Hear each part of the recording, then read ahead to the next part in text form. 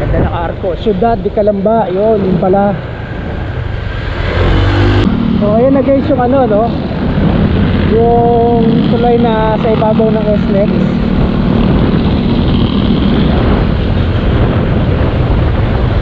So kung mag-SLEX ka, dito ka dapat, kakanan ka dapat dyan kung papunta ka ng Manila.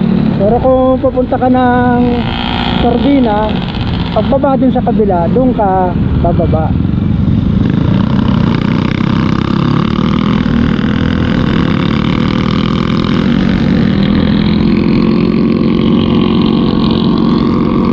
So ayan yung SLEX, no?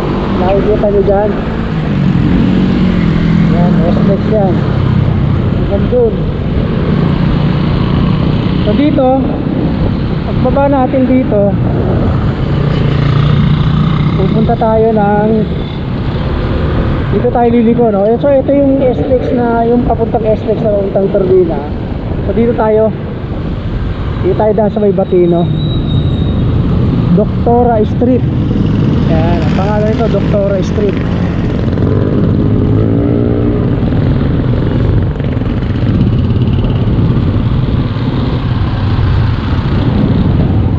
So kung nagtataka kayo guys, bakit dito ako dumaan? Kasi sarado na yung ano, daan papuntang Barangay Casile, dun sa may Marcos Mansion. So pwede kasi dumiretso dun sa Mayapa, ay sa Kanlubang. Kaso pagdating doon sa Nubali, hindi ka na makakapasok kung daan papuntang Marcos Mansion, unless na meron kang katibayan na taga Barangay Casile ka, kasi doon ang daan sa may Barangay Casile.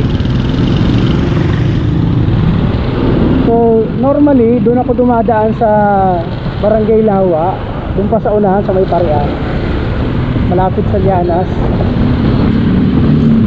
Kaso medyo tanghali na, medyo matraffic na doon dumaan ngayon, marami na dumadaan. So dito tayo ngayon dumaan sa may Batino, kasi dito paglabas natin doon sa paglito natin ng McDonald's, kasi doon sa kanto may McDonald's, pagkana natin doon maluwag na yung daan.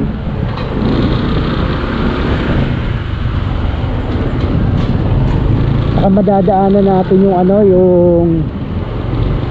yung develop na subdivision doon na maganda.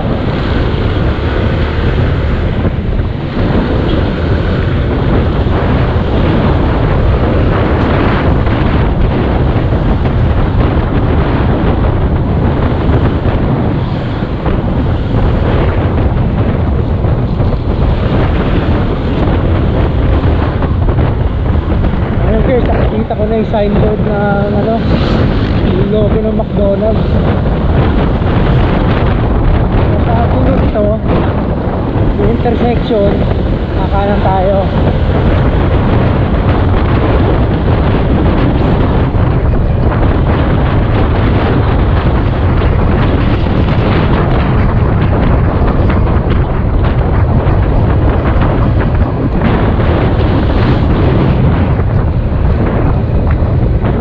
Ayan guys, oh, McDonald's. Yan, kakanan tayo. Ayan yung McDonald's, oh.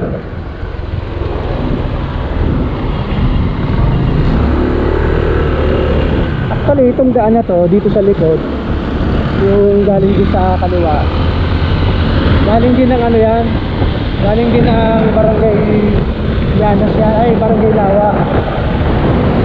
Kasi parang shortcut nga ito. So dito, medyo malapad yung daan, konti lang ang dumadaan.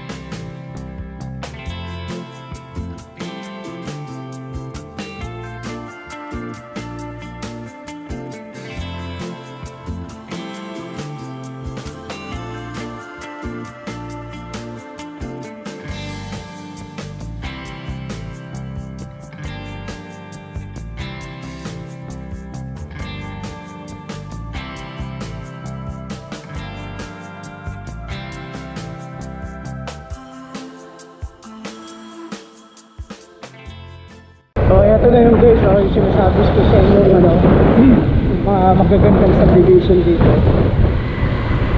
Ganda ng Arco, Ciudad de Calamba, yun, yun pala.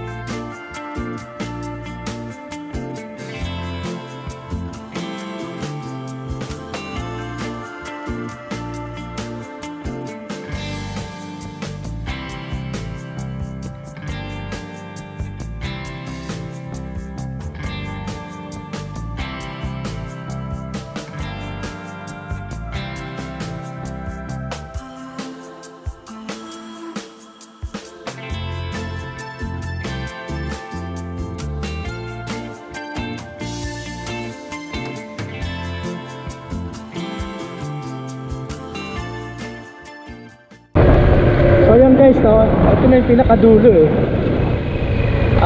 Diyan na tayo kakaliwa. Yan. So doon hindi na pinapapasok doon. So kung napansin nyo, ang dami nagja-jogging, ano.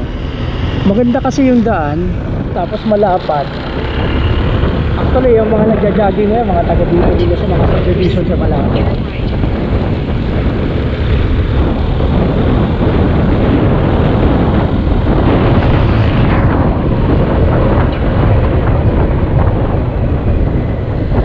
Ito na guys, no, ang labas nyo ito sa Asenso Village. Ayan, part pa din yan ng Ciudad de Calamba, oh. Pero ito na yung ano, ito na yung talagang dinadaanan papunta din sa papuntang Barangay Mabato. Ayan.